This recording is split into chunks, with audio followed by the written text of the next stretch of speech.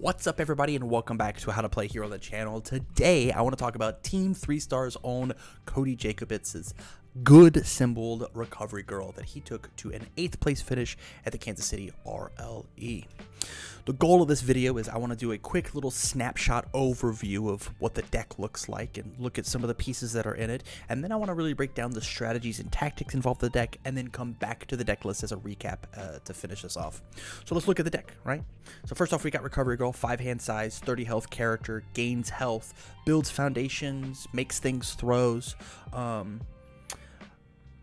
Very, very cool deck from Cody, not playing under the life symbol like we saw at the other ones, but this is a good symbol deck which is playing, you know, its own throws already, things like reverse throw and overhead reversal, but still has those crazy bombs like Mighty Punch and Final Smash in order to forceful blow to swing big, which we'll talk about.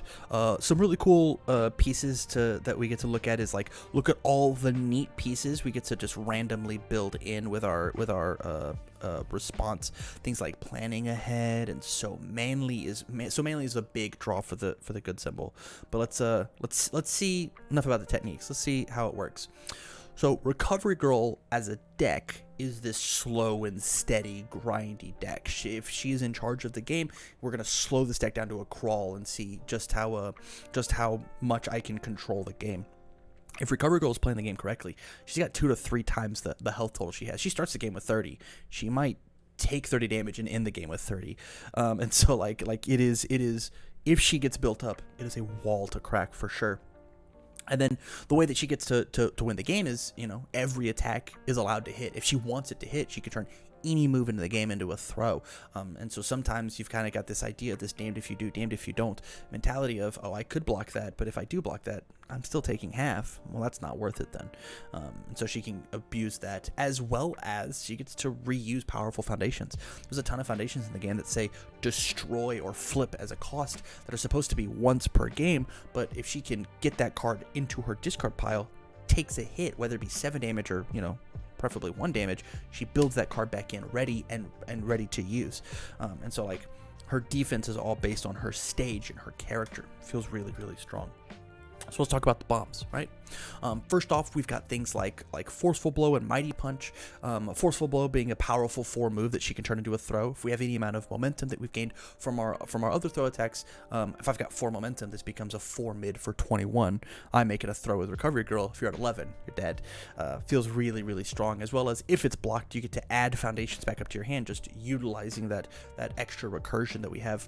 And then Mighty Punch, discard the top 4 cards of your deck, putting more resources into the discard pile, so then you build them back in on my opponent's turn, and then if it's not blocked, draw 2 cards. This is one of the cards I was talking about. It's a 3 mid for 7 that if you don't block, you take 7 and then you draw 2. If it is blocked, you're still taking 4. So either way, this good symboled Recovery Girl feels good about the exchange. And then lastly, I want to talk about Cardwell loading. That's the last bomb that I have on the screen, because it kind of takes any attack and makes it threatening, right? What's a 4 damage throw, not very scary. Committing Cardwell loading or another 3 difficulty foundation, a 7 damage throw, that is scary. And with the amount of life gain that exists on Recovery Girl, being able to, you know, gain life, respond, re-ready this card, use it again on another throw, gain life on my opponent's turn, re-ready it again so that it's utilized as a block, can close out games very, very quickly. As soon as we see Cardwell loading in the discard pile, we want to put it in our stage just as quick as we can. Onto a little bit of flow for the deck. We've got things like Final Smash and Reverse Throw that are all about, you know, stacking cards on top of our deck. If my opponent is forced to play the long game with me and they're building out foundations, this is a 4 diff 5 high for 6 that I can, like, you know, put a card from my discard pile on top of my deck and then draw that selective card with any amount of my draw power. Reverse Throw being like, you know, this is already a 2 for 5. Do you want to waste your block on this card? If not, I'll draw. And then the coolest card in the deck, I think, is Invisible Infiltration. It's basically Recovery Girl happening offensively. I will flip this cool foundation, do this really awesome ability, and then instead of being forced to destroy it, take damage to build it back in, I'm just going to remove it from the game. When I'm done with this attack, it'll build back in. As well as this card gets a damage pump the longer the game goes. The more foundations my opponent has, the bigger it is. It's a more threatening throw. I think this is a really cool find. Next, I want to talk about the defense. Things like planning ahead, rigorous training, you're so obvious. Being able to build in a bunch of planning aheads, and like if my opponent is playing a very obvious mono zone deck, if I build 3 of these in, this is minus 15 damage across the turn. Like I said, we're stretching out that life total, and then if I do happen to take any damage, I can build in cool cards like rigorous training to just gain that damage right back. So I plussed a foundation and then got to rebuild it. And then we talked about the destroying cards. You're so obvious. Not only are your bombs not going to be bombs because of you're so obvious, you hit me with a partial block, I'll take, I don't know, 2, 3 maybe, and I'll build it right back in so that your next one that you thought was going to kill me doesn't. This card is huge, is absolutely huge to the good Sybiled Recovery Girls idea. And then the next thing, the cool things that we want to build in, we've got things like Cheerleader, So Manly, Teaki Fanatic, of like, yo, these are disruption pieces that I want to build in out of my discard pile. Do you have really powerful enhances on your foundations or assets? I'll build in Teaki. Are the enhances on your text too strong? I'll build in Cheerleader. Are you playing combos? I'll build in So Manly. This is the craziest thing we get to do. So we can respond after we take damage from an attack, flip So Manly, and then build in a card. Respond with Recovery Girl, build in an additional So Manly. Even though the card is unique, it only sees the face up one.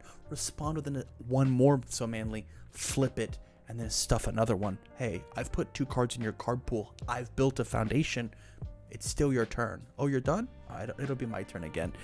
What an incredible disruption piece that like only this character really gets to utilize. It's very, very cool. So with that said, I want to talk about some of the other options that we have. Things like overhead reversal and overhead reversal is the only card that I guess I didn't talk about attack wise. It feels really, really good. It builds in extra foundations so that we don't feel bad destroying them with Recovery Girl. Capture evildoers, clearing out our card pools and or clearing out momentum. And then we've got really cool pieces like Resistance for damage reduction. We've got Manly Friendship for damage reduction, building in things like Determined, building in things like Staggering Positivity, I think is a really cool piece that you get to play with. One of the big cool things that Recovery Girl gets to do is she gets to play with all of these options, and eventually she'll find them. So again, big shout outs to Cody Jacobitz from Team 3-Star for his 8th place finish at the KC RLE. Congrats, man. If you enjoyed this video and you want to see more, let me know down in the comments down below. With that said, thank you much for watching, and as always, I wish you well.